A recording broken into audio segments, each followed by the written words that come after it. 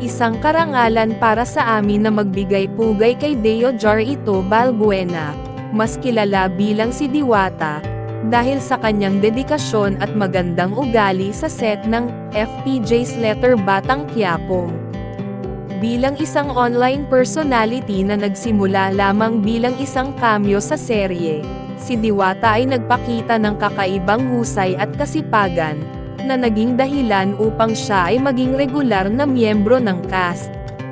Sa panayam ni MJ Felipe kay Coco Martin, ibinahagi ni Coco kung paano nagsimula si Diwata sa serye. Ang kanyang cameo role ay nagbukas ng pinto para sa mas malaking oportunidad. Ayon kay Coco, nakita niya agad ang potensyal ni Diwata sa pag-arte at ang matinding commitment nito sa trabaho. Pagkatapos ng kanyang cameo, kinausap ni Coco si Diwata upang malaman ang kanyang mga plano sa show business. Ibinahagi ni Coco na isang kahanga-hangang katangian ni Diwata ay ang kanyang dedikasyon.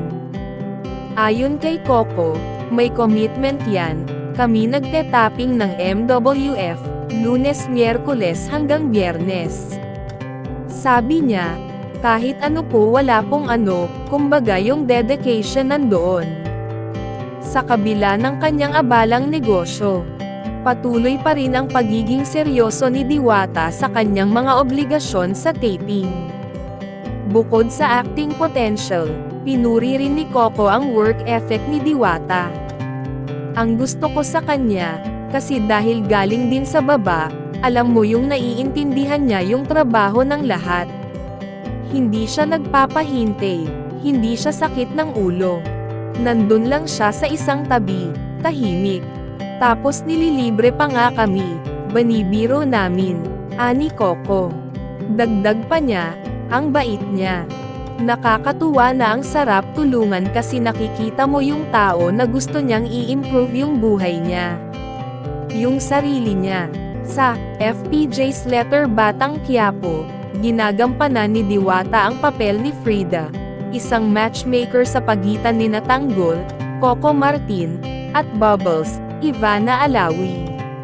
Si Frida ang napansin ang chemistry sa pagitan ng dalawa at tinutulungan silang maipahayag ang kanilang nararamdaman para sa isa't isa. Si Diwata, o Deo Jar Ito Balbuena, ay kilala rin bilang may-ari ng trending na Diwata Pares Overload na matatagpuan malapit sa GSIS Building sa Pasay City. Ang kanyang paresen ay kilala sa abot-kayang halaga at sulit na pagkain. Sa halagang PHP 100, may pares na, only sabaw, only rice, at isang boteng soft drinks, kaya hindi nakapagtatakang marami ang matiyagang pumipila sa kanyang kainan. Sa panayam kay Julius Babaw, ibinahagi ni Diwata ang kanyang mga karanasan bago magnegosyo ng paresen. Naranasan niyang manirahan sa ilalim ng tulay kung saan siya ang tila namahala sa iba pang mga titira roon. Sa kasamaang palad, nalaman niyang gumagamit ng droga ang ilan sa mga kasama, dahilan para mapaalis niya ang mga ito. Ito rin ang dahilan kung bakit lumabas siya sa balita na tila nabugbog. Nung time na yon, ako yung nauna sa tulay so nung time na yon, ako yung namamahala. Kung may titira naman doon, kailangang magpaalam sa akin, ani Diwata. Dumating sa punto na mahilig sa droga ang ilan sa kanyang mga kasama. Kaya't pinalayas niya ang mga ito. Dahil dito, nagkaroon ng alitan at nasugatan si Diwata, na naging viral sa balita. Sa kabila ng mga pagsubok, hindi tumigil si Diwata sa pag-abot ng kanyang mga pangarap. Ang ilan sa mga taong kasama niya noon sa ilalim ng tulay ay natulungan pa niyang magkatrabaho sa kanyang paresen. Ang kanyang kwento ay isang inspirasyon sa maraming tao, na nagpapakita ng lakas ng loob at dedikasyon sa kabila ng mga hamon sa buhay. Sa pangkalahatan, si Diwata ay isang halimbawa ng determinasyon at kabutihan.